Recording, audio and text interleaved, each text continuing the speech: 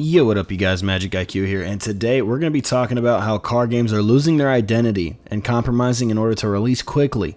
We're going to talk about a couple games not doing that as well, so make sure you guys stay tuned. And yeah, man, without further ado, let's get straight into it. So, I think a big problem in today's community is hating a little bit too much on games that are trying their best, but there are some things that are inexcusable. For example, when Need for Speed Unbound released, Need for Speed Unbound released without cops, a core gameplay mechanic from all of the past Need for Speeds, and compromised on things like actual gameplay experience by letting the game release with a ton of desync.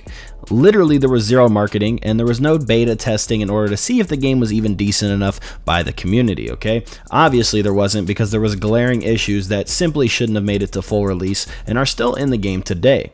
But the game is in a way better state now, and I would say that game has gotten good. But the problem is, for racing games like Crew Motorfest and things like that, these games either start out hot and die off really quick because of a lot of glaring issues that are just not addressed, or the games lose their entire loyal player base because people realize there are a lot of things missing, or just decisions that don't make sense. For example, Need for Speed again, they launched Unbound without the ability to both grind and single player and multiplayer at the same time, and to this day the experience does not transfer, and people that started on single player are still asking for game modes that are now considered multiplayer exclusive because the game modes are split, and that's never happened in a Need for Speed game before. And it doesn't need to happen, and it shouldn't happen. It makes no sense why the single player and multiplayer experience should be split. You should grind single player out, play the story, get some cars, and then go play multiplayer. That's not how Unbound works. Now, let's talk about another game. We're going to talk about TDU Solar Crown. Test Drive Unlimited was very popular for having houses, casinos, and things like that. They completely ditched that gameplay mechanic, I believe, just to be able to release the game and use the title Test Drive Unlimited to get people to play it. I'm not saying it's not a good-looking racing game, but the game also has horrible optimization and plays awful. Like, the game isn't even playable at decent level graphics. An opposite to that would be Torque Drift 2, for example. While it is hard to run and the optimization still needs some work, the game looks absolutely breathtaking at ultra. I mean, it's a photorealistic experience when that game is cranked all the way up. That's what you're looking for if you have to sacrifice whatsoever on performance, in my opinion. If you have to sacrifice on performance, well, your game better look like real life. Test Drive Unlimited, I think, just took a lazy route, and there's a reason why they failed, okay? That game is completely a failure. Now we look at CarX Street. The game released with the mobile economy as if they did no testing with the economy or with the community whatsoever. It just seems like they took the microtransactions out that were present in the mobile game and then released the game on PC, which isn't going to work because the economy is tailored towards microtransactions on mobile, and now they finally fixed the economy. But for example, I was averaging 90 viewers when the game first came out, and now we're almost, I want to say 6-7 months or so into the game cycle. I don't know exactly how long, but the category isn't even averaging 10 viewers to 20 viewers sometimes. Sometimes it falls all the way down to 0. Now, this game has been fully released. It is not early access. The games that I'm talking about sometimes are actually early access. Some of these games are being released as full games when they should be still betas. Okay, these games are not finished. For example, Torque Drift 2, in my opinion, is more finished than some of these games, and it's still early access, and they're still adding a bunch of features that weren't even available in the base full release game of CarX Street, for example. Livery editors, grouping on the livery editor, just cool things that every car game really needs, and it's very simple. I feel like core mechanics for racing games are very simple. Livery editor, cool customization, and consistent, clean, optimized gameplay. For example, hitboxes, input delay, things like that need to be addressed before a game is fully released. I've never loved Crew Motorfest too much because of the input delay, and then the addition of the one-to-one steering kind of made it a little bit lopsided in terms of what you got used to while using, you know, the wheel tuning mod or whatever it was at the time. It kind of created a lopsided experience, and in my opinion, on top of the cheesy shortcuts and cheesy resets, it made me not want to play the game anymore. As well as the fact that they lost their core game mechanic, which was having the entire United States to drive through.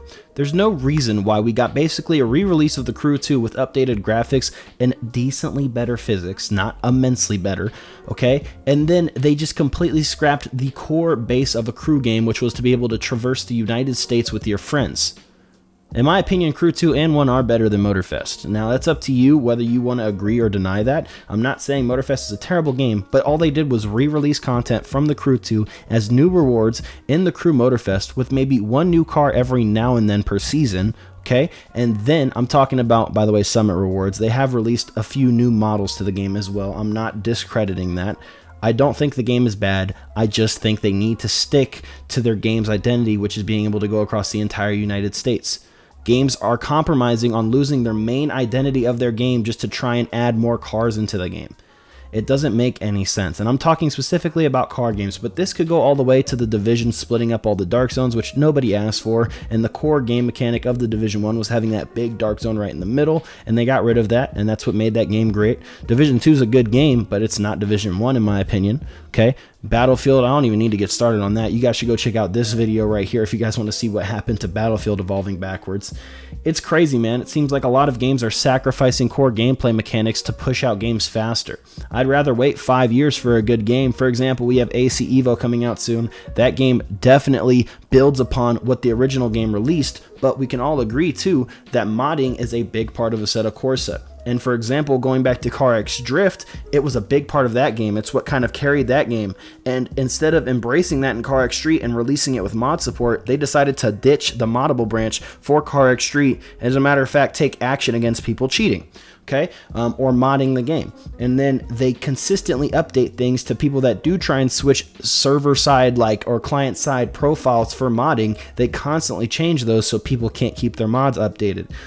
Whether it's malicious or not, that's to be, kind of determined by you, but it definitely affects the player's visual customization experience when it comes to mods. Okay, and that's usually what happens in car games. There are some times when people are cheating, but the cheating problem is more of a first-person shooter, looter shooter, kind of, third-person competitive gaming issue, more or less than a racing gaming issue, in my opinion. I feel like skill does even trump cheating in racing games. That's just me. You guys can feel how you want about that, but that's my personal opinion. And at the end of the day, most of these games are played in a fun type of manner. For example, kind of scrapping the fact that we don't even have private servers still in Need for Speed. When you go back to Need for Speed Heat, you had 8-man parties, and then in Need for Speed 2015, the entire server was able to be made private with just you and your boys. Now in 2025, we're still not able to get more than 4 people in a lobby without absolutely stressing, talking about some join now. It's impossible. So it's very sad to see things like that. I hope the racing game genre is able to turn things around. We have a lot of promising games coming out this year. We have Tokyo Extreme Racer, which is sticking to its core fundamentals. JDM Drift Master, a completely new experience which looks very fun to dive into. We have the early access of Torque Drift, which is amazing photorealistic drift game that's a lot of fun with tons of leaderboards and tons of new things coming, including PvP battles, drift battles, things like that. We have a livery system coming to that game. That game's looking extremely promising. We also have the early access of Assetto Corsa Evo releasing in 8 days, and presumably Night Runner's Prologue is assumed to become a full game this year. I believe I've heard that from a few sources. You guys let me know if that's confirmed tonight or not. If not this year, hopefully early next year. That game's looking extremely promising, adding a new touch and I guess overhaul back to the nostalgic ways of the early 2000s and highway racing. Man, I'm loving what that game's looking like, and the experience on the Prologue has been a ton of fun. Also, I've heard some rumors about Forza Horizon 6 this year. There's a couple other arcade titles and things like that coming out soon as well that just haven't been fully announced yet in terms of release dates, so I didn't want to make any speculation outside of what we already know. But the year's looking promising for car games, at least from indie studios. I'm really hoping the AAA developers, considering AC Evo is now at the level that it is, I don't know if that's considered a AAA game, but I'm still considering it like high-level indie game. So when I say AAA studios, guys, I'm talking about Crew Motorfest or the Crew franchise. I'm talking about Need for Speed franchise, and I'm talking about Forza. Gran Turismo's kind of in its own lane doing its own thing, and I think that game got out to a bad start as well by kind of adding in some things that people didn't really want in terms of kind of a malicious, I guess you can say, aggressive microtransaction thing that they had, and it kind of drove their player base away at the beginning. And me personally, I just didn't like how the drifting felt, so I kind of veered away from that. So that was just why I didn't play the game anymore, but I'm not going to say that it's not a very well made game, and good for what it's used for, which is a simulation-ish racing game. I almost wanted to say Simcade, but it's supposed to be a full driving simulator. I just don't think it's on the level of AC or iRacing or anything like that, and the physics physics kind of feel kind of wonky to me sometimes, even though it's a simulator, so it's kind of weird to put that game in a specific area. But I will say this year is looking promising. I'm just hoping the big studios can turn things around, but the indie games are carrying hella hard this year. So this video was meant to be more or less kind of a call out to the AAA studios to kind of see what the indie games are doing and hopefully get back to their core game mechanics that made those games what they are to this day. Need for Speed Unbound, yes, is a good game right now, but hopefully we don't get any more car games releasing without the mechanics from the previous ones that were so loved by their loyal fan base, because that's essentially like, if something's not broken, don't fix it. Please, let's continue on this good path.